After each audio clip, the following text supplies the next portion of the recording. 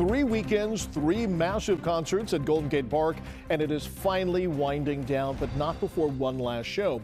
It kicked off 2 weeks ago with Dead & Company bringing tens of thousands of Deadheads to San Francisco to celebrate the Grateful Dead's 60th anniversary.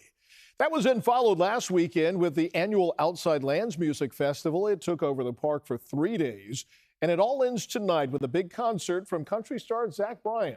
All 3 of those events raked in much-needed tourist dollars for San Francisco businesses. But some neighbors living near the park say that it came at their expense. Da Lin is live outside of the Polo Field where the final concert is well underway. Da, how are the neighbors feeling about this final show? Mixed feelings, Devin. Now, the Zach Bryan concert kicked off around 3 o'clock. You can perhaps hear the country music in the background, perhaps even a little rock and roll in the background as well. A lot of fans streaming in as we speak. Now, a lot of neighbors say great for San Francisco that it's been the music capital of the world this month, but many of them are relieved that this is the final one.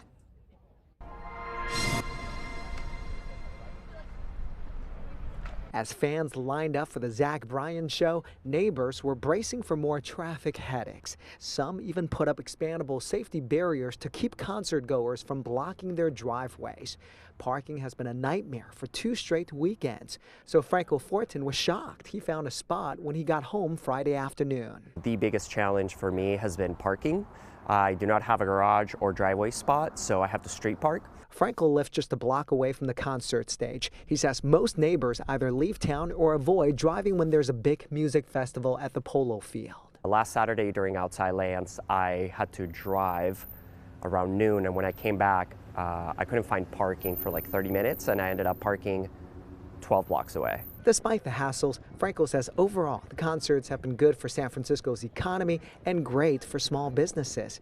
But he admits packing tens of thousands of people into a residential neighborhood for 3 weekends straight will cause problems. We checked the city's 311 website and saw a lot of complaints. Blocked driveways, urine bottles, trash, and tons of noise complaints. Fed-up neighbors even left some colorful comments we can't say on TV. Shut that bleeping noise off. They just don't bleeping care. Another wrote, take your outside bleeping lands and go bleep yourselves. This is a residential neighborhood. One neighbor who didn't want to give his name put it this way. Depends on how you feel about the music. If you're somebody who enjoys the background bass, I haven't met anybody who likes just the noise of bass music, but I'm sure they're out there. Even big music fans in the neighborhood say they're tired. It was 3 long weekends, and now I'm glad it's finally over. But some neighbors got creative, turning problems into profits. Some rented out driveway spots. Others, like these 2 middle schoolers, sold homemade cookies and brownies to hungry concert goers. A long time ago, we saw our neighbors doing it, so we decided to do it.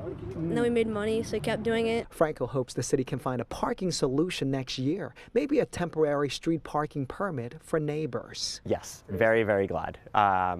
Yeah, I'm excited to go back to normal. Yeah, a Rec and Park spokesperson says, neighbors, we hear you. She tells me they're working with public transit to try to reduce the parking issue. In terms of for the long-term solution for next summer, that might take some time. Now, the good news for neighbors is that this Zach Bryan concert is a 1-day event only, unlike Dead & Company or Outside Lands, like last weekend. It doesn't drag on for 3 days. So after tonight, back to normal for the neighbors. Devin?